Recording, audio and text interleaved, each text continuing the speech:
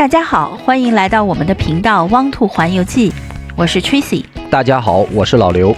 这是我们冰酒节 Discovery Pass 系列的第2期。第一站，我们已经带大家去到了加拿大冰酒的先驱 Inniskilling 云林酒庄。第2站，我们来到的是同样为第一瓶冰酒做出巨大贡献的，由来自德国 Rife 家族创立的 Rife 庄园酒庄。那么，就让我们一起去走进这个超过500年的酿酒家族，品味他们带来的美酒。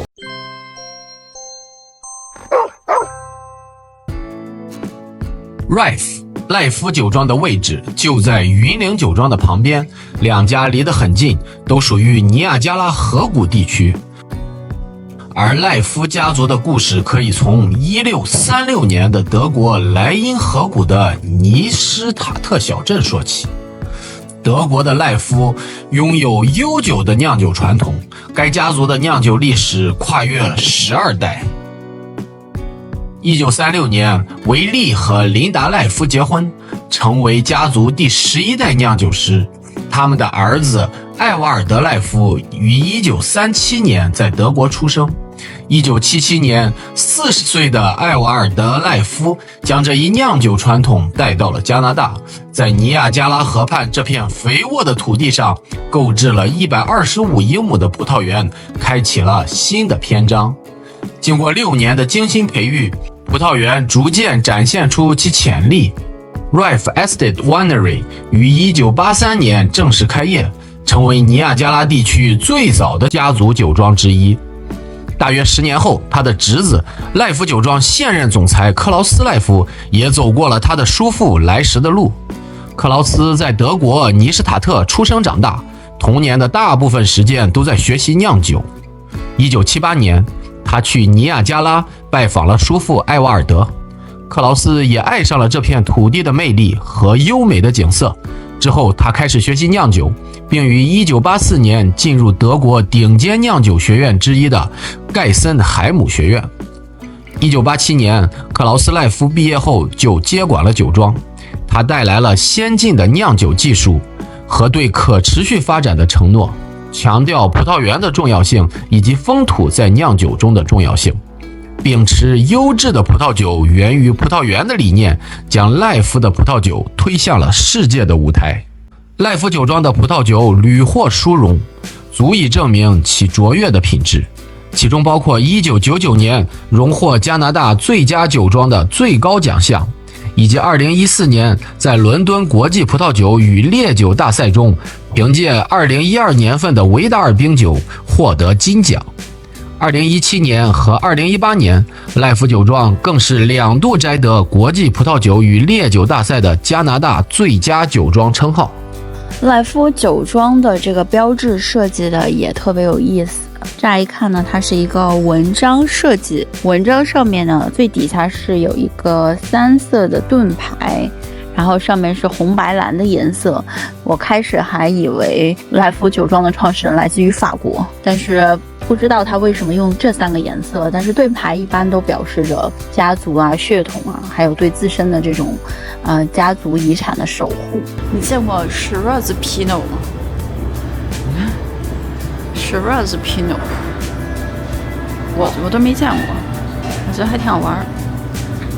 他们家红酒也很多，种类很多，葡萄也很多。这里可以 tasting， 然后有各种不一样的价位，不一样的品类。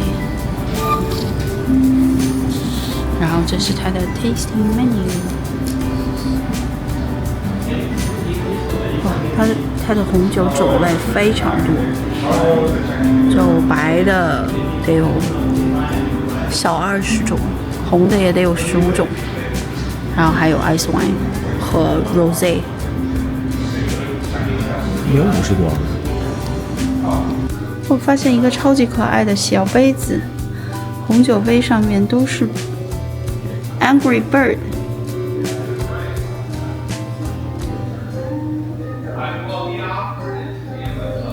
真好玩，它应该在上面再画点 Blue Jay， 再弄一款。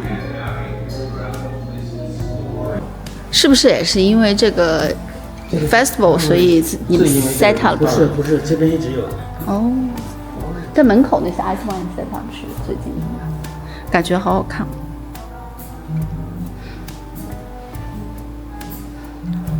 哦，这个挺松的，你看那个天花板。我看见了，这不是那个圣诞节搁在那个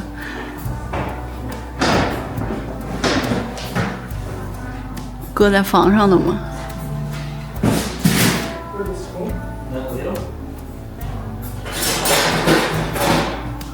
好不好？这个是这个是我们家入门款的 S One， 现在还有打折，价格有5块钱，对，这个打折。这个是一个起泡酒，哦，起泡酒小多利。然后如果你们想喝 cocktail 的话，他们会把这两个混一起，是一个 cocktail。你可以选这个，你可以选这个，你可以选他们混的 cocktail，是吧？如果你觉得 S One 太甜的话，你可以选这个。这个没有 S One 那么甜，但它不是 S One， 对吧？啊，这个不是。是 Select Late Harvest。哎，啊，这是那个 late harvest。我们选一个混的也行，还没喝过，从来没喝过。行。哦，行，我们可以要一个起泡酒和 Ice One 混的，谢谢。谢谢。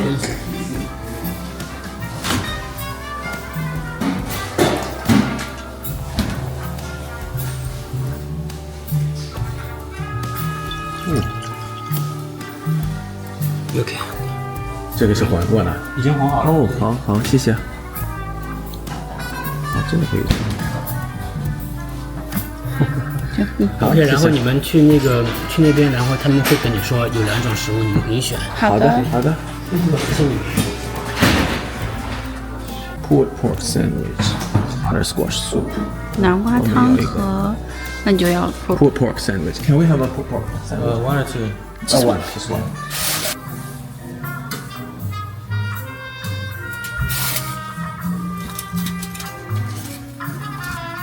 herring 是一个 peeled pork 的 sandwich， 小小的，跟手掌心差不多大。然后还有一杯用 ice wine 和 sparkling 混合的 cocktail， 来尝一下。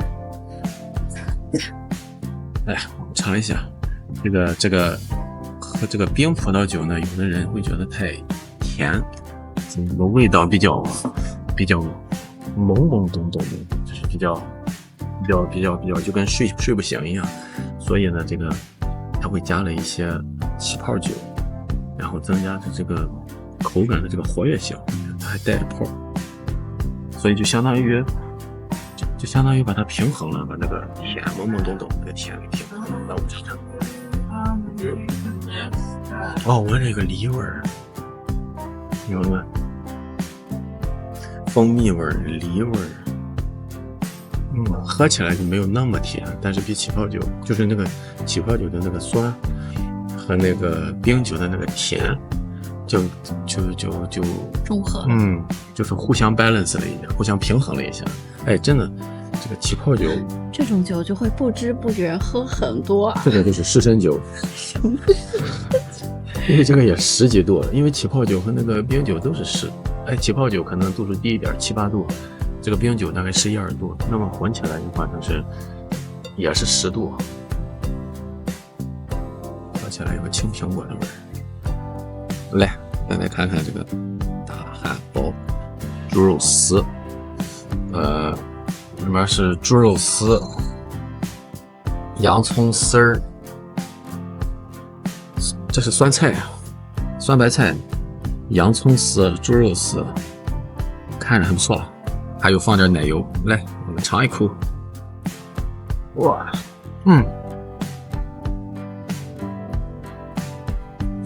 很好吃。我们再来看看这个酒和这个 food 怎么配啊？它 sparkling 这个是多少度？这个是11.5， 11.5，红金酒也是，这是10度，就是凑起来也是10度多一点。也就是但是那个 sparkling 但是喝起来如果没有那种酒味的话，喝起来有酒味吗？很小的酒味儿。店里的小哥呢，还给我们介绍了不同价格区间的Rife 的红酒的情况。最左边这个呢叫 Torque， 是2017年的。这款酒呢比较特别的是，酒庄的老板 Klaus 呢把自己的名字也都印在上面，而且呢他用了这种黑白格子的标识，实际上酒庄的老板 Klaus 呢，也是一个汽车的忠实爱好者。这个像不像 F1 赛场举的那个小旗儿？这款酒呢，就是比较贵的一个了，价格大概在115加币左右，而且呢，有非常复杂的味道。中间这个呢是 Cabernet Sauvignon 的一个 First Growth， 大概在$90左右。它之所以叫 First Growth 呢，是因为这些用的葡萄呢摘自于1989年种植的一些赤霞珠的葡萄，并且是用人工手工去摘的。发酵完成以后呢，要移到法国的橡木桶和匈牙利的橡木桶进行30个月以上的这种陈酿。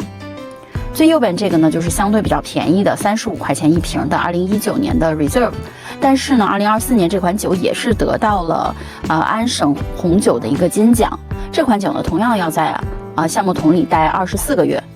从来没有见到过，看着像白兰地，这个有点像白兰地，但它不是白兰地，它是那个利口酒 liqueur。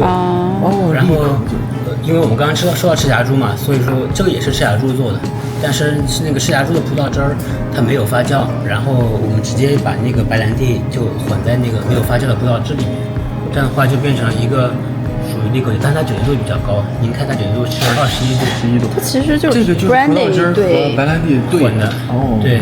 但是不仅仅是混，它可能还做过一些其他的处理，使那个融合度更好，然后更香。对。然后我不知道你们喝过一种在欧洲或者在瑞士，你们喝过一种东西叫Kir K-I-R， 可能你们有听过，不管了。它是一种它是那个 Crème de Cassis， 它是那个 blackcurrant liqueur， 是那个像黑莓的那种感觉。黑醋栗那种，就你对。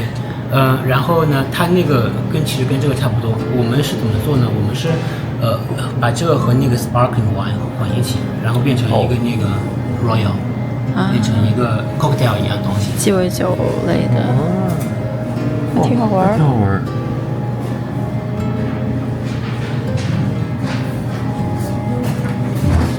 我们抢不到这边，因为你们那个 Ice Wine Discovery Pass 里面没有。但是我们这边一般会让客人喝这个，因为气泡酒我们家有，然后这边就直接做一个这个很简单。但是如果你想做一点复杂的，比如说什么 Martini 啊、Cosmo 这东西，你们可能要回家自己来弄。这都是有意思，就是配方配的。对，告诉你怎么来做。在 Ref 酒庄品尝的葡萄酒中，我们不仅感受到了来自尼亚加拉土地的甘露，更感受到了这一份跨越13代的家族传承和执着。这里凝聚着 Ref 家族对葡萄、对风土、对酿酒深深的热爱。他们不仅继承了欧洲的酿酒精神，更用几十年的坚持在加拿大扎根、生长、绽放。最让我们惊喜的，当然也是因为它不止于传统，他们也在用重新诠释冰酒的喝法。例如这一次，他们将冰酒加入到起泡酒进行的这个像鸡尾酒一样的冰酒 tasting， 让冰酒有了更多的清爽和平衡的口感，也为年轻一代带来了更新颖的品饮方式。那么你们觉得这一次 Ref 的酒庄参观如何呢？如果你喜欢我们的视频，请点赞、关注、评论，感谢你的支持，我们下期再见，拜拜。